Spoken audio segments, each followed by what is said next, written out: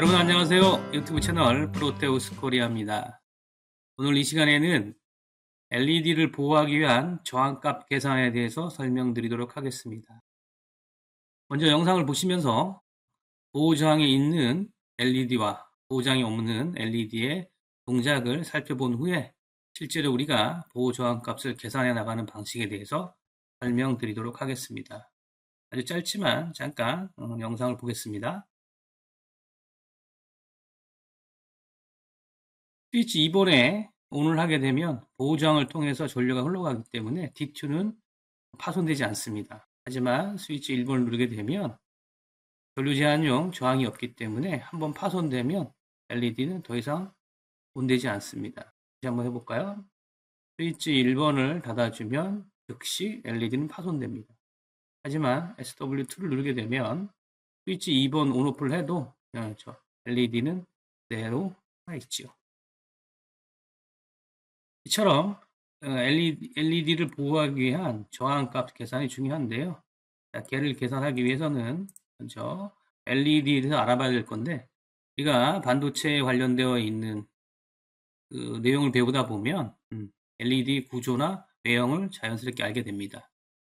LED 구조의 전공과 전자, P형과 N형 이 부분은 이론적인 내용이라 생략을 하고 단지 여러분들이 실제 사용할 때 LED는 다리가 긴 거와 짧은 것 이렇게 구분하시죠. 그래서 긴 다리는 플러스라고 배우는데 보통 그 명칭을 우리가 에노드라고 합니다. 그리고 짧은 쪽을 마이너스라고 하는데 그 부분을 캐소드라고 합니다. 캐소드는 C로 표시하는 경우도 있고요. K로 표시하는 경우도 있습니다. 이 정도 그냥 상식적으로 알아두시고 시뮬레이션을 구현하기 전에 먼저 여러분들은 LED 데이터 시트의 용어에 대한 의미를 좀 알고 계셔야 됩니다. 우리가 이따 프로테우스 가지고 시뮬레이션을 할 건데 그때 계산되는 값에는 VF와 IF라는 용어가 나옵니다. VF는 포워드 볼테이지, 그래서 순방향 전압이다. 그리고 IF는 포워드 커런트 이렇게 되어 있습니다.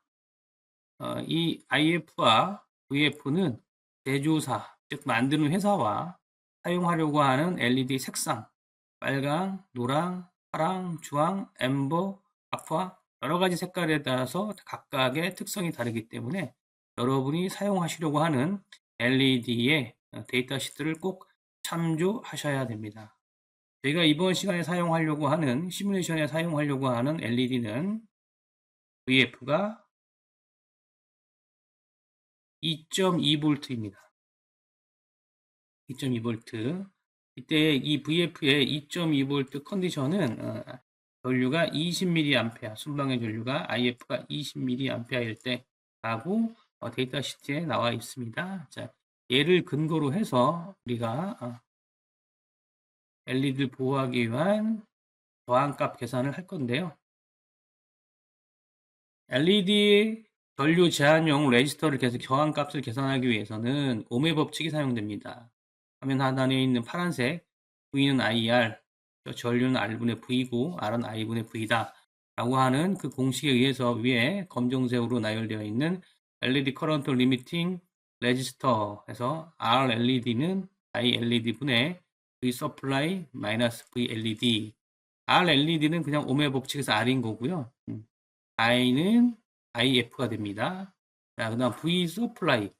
V 서플라이는 전체 혈에 공급되는 VCC 전원. 그 다음 VLED는 데이터 시트에 나와 있던 VF 그 값을 말합니다. 자, 그러면 시뮬레이션으로 우리가 커런트 리미팅 레지스터를 계산해 보도록 하겠습니다. 일단 프로테우스를 실행하겠습니다. 자, 부품은 제가 준비를 해놨고요. 자, 먼저 회로를 구성해 보죠. 다음 배터리, 그리고 버튼이 필요하겠죠. 다음 저항이 필요할 거고요. 시뮬레이션에서는 LED가 파손되는 것이 보이지 않기 때문에 이렇게 휴지로 LED 동작 유무를 확인하기 위해서 휴지 하나를 추가합니다. 그리고 전체 회로를 이렇게 구성합니다.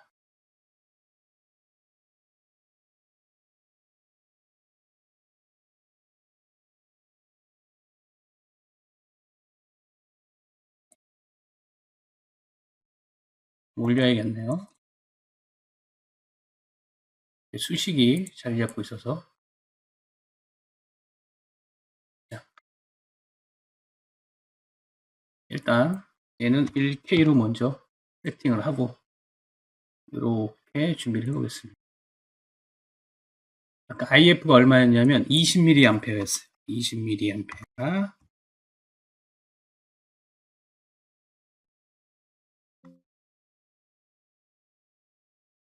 20mA로 입력을 하고요. 자, 이거를 보기 좋게 표시합시다. 보안.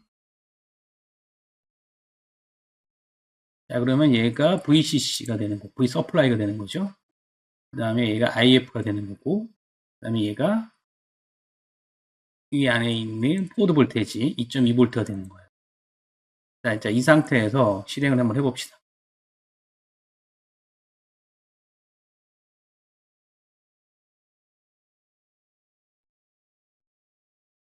살펴보면 LED는 파손되지 않고 정상적으로 좀 들어오는데 전리량 때문에 되게 희미하게 약하게 들어오죠.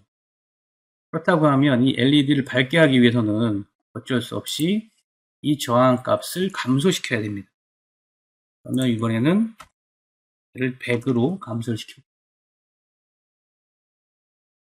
다시 실행을 하고 스위치를 눌러보면 순간적으로 들어왔다가 사라집니다. LED가 즉 물리적으로 파손됐다는 의미입니다. 다시 한번 볼까요? 런하고 닫아주면 LED가 밝았지만 그만 끊어져 버리죠. 이제 우리가 아까 배웠던 이 내용을 참조로 계산을 해보면 이 저항값을 구하기 위한 RLED는 ILED, 즉 20mA IF가 되겠죠. 그 다음 V서플라이 5V에서 VLED는 여기 있는 VF. 자, 그러면 계산을 해볼까요? 그냥 계산기를 가지고 와서 해보죠.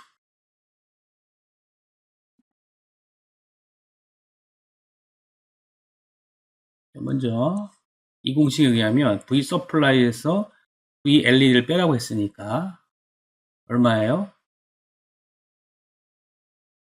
5V죠. 5V 빼기 얘가 얼마였어요? VF가 2.2를 뭘로 나눠요? IF 나누기 20에 단위가 미리암페어니까 마이너스 3승이죠. 그러면 140이라고 나옵니다. 뭘 구한 겁니까? 이 저항값을 구한 거죠. 140. 자, 그러면 이 저항값은 최소 얼마가 된다? 145면 돼야 된다. 이제 실행을 하고 스위치 닫아주면 정상적으로 LED 밝게 들어오고 그 다음 퓨즈 정상이죠. 다시 말씀드리지만 이 퓨즈는 얘가 망가졌다는 걸 보조하는 장치예요. 보조하는 장치. 지금 시뮬레이션에서 자, 그러면 이 공식을 대비해서 우리가 지금 정확한 저항값을 구현을 했습니다. 실제로는 우리가 사용할 때 수업 시간에 145옴 정도는 없죠. 그래서 보통 우리가 여기에 150 쓴다면 이렇게 쓸 거고 단 현재 공급되는 전원이 외부에서 LED를 통해서 마이너스로 가서 사실은 이 회로는 이렇게 그라운드가 이렇게 어태치가 돼야 되는 회로입니다. 그런데 이럴 경우가 있어요. 어떤 경우냐면 이 배터리 대신 파워를 입력으로 주고 여기에 저항을 연결해서 얘를 140으로 줬을 때 이론적인 값 140을 주고 이때에 LED를 통해서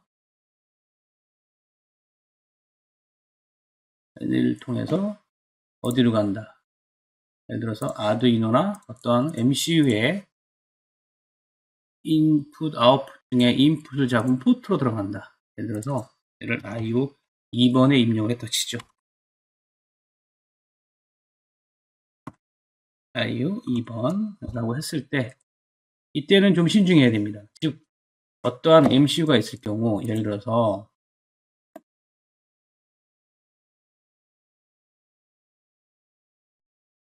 328P를 제가 하나 가져올게요.